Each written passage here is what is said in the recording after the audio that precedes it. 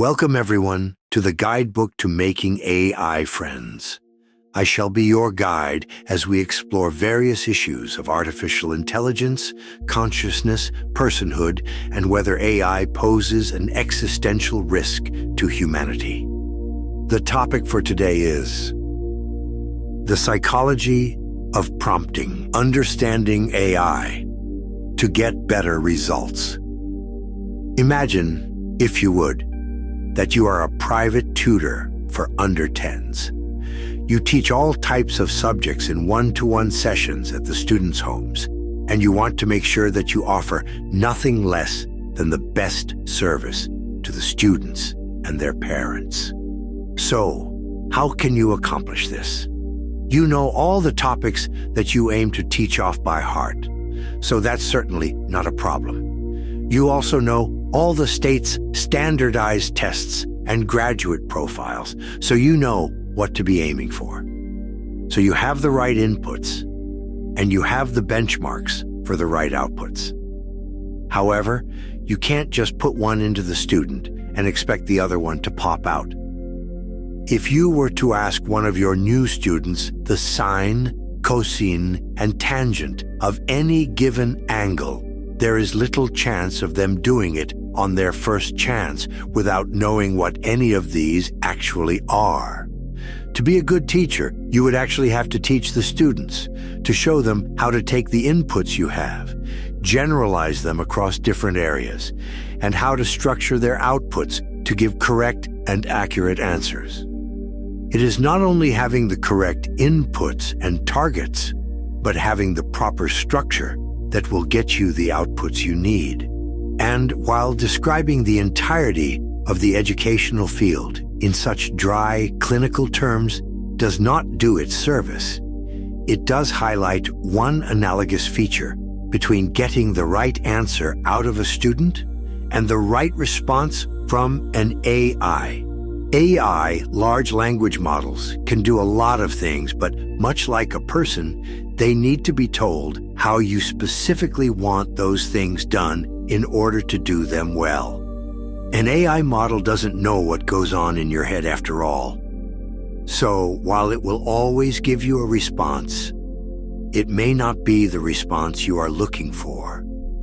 If you ask an AI to draw you an apple, it may draw a red one while you had a green Granny Smith in mind. Because you didn't specify what color apple you wanted, you didn't get the result you were hoping for. So, how to change all of this? How to get from an AI what you want and need? For that, you need prompt engineering. If you already know how to use AI via API and set the output configuration parameters like temperature, you probably already know enough about prompt engineering than what you'll find in this guidebook entry. However, for those who prefer the web interface version of AIs, like ChatGPT, this will show you how to get the most out of your AI of choice. It all comes down to how you structure your prompt and what you put in there. The more details you give the AI to work with, the more it has to transform into an output. Think of your prompt as 3 separate pieces. The first piece is the role that you want the AI to assume. Remember that an AI doesn't need to act like an AI when it responds to you. You can make it act like anything you want, and what you choose will dramatically affect what response you get. If you want a description of an apple, telling the AI to act like a botanist will get a far different description of that apple than if the AI acted as a photographer. So, you must first tell it, in as plain terms as possible, how to act. You are a botanist. Specializing in fruit orchards in temperate and subtropical zones is incredibly blunt, but it works. The second part of your prompt needs to tell the AI what to do and how to do it. The how is as important as the what. Telling the AI describe any apple I name will get you an answer, but again, you have no control over what that answer will look like. You need to be as specific and detailed in what you want the AI to do. A better prompt would be, I will give names of apples. For each, describe the shape and size of the apple, the color, texture, and pattern of its skin, as well as the taste, texture, firmness, and mouthfeel of its taste. This will give you far better results, but you can now go one step further and provide it with a few examples.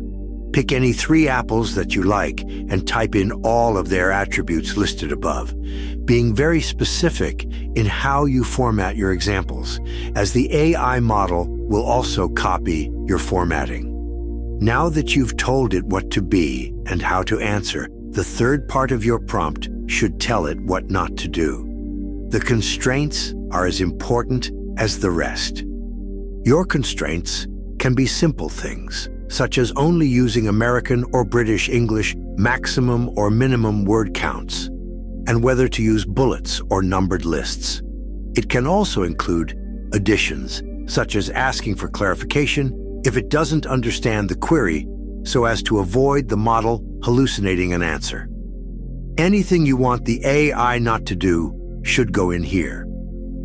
Between these 3 parts of the prompt, you will be able to get the very best that the AI can give you, with a bit of practice, trial and error, of course. However, the psychology of prompting doesn't begin and end with the prompt. You must also take into account which AI model you are using.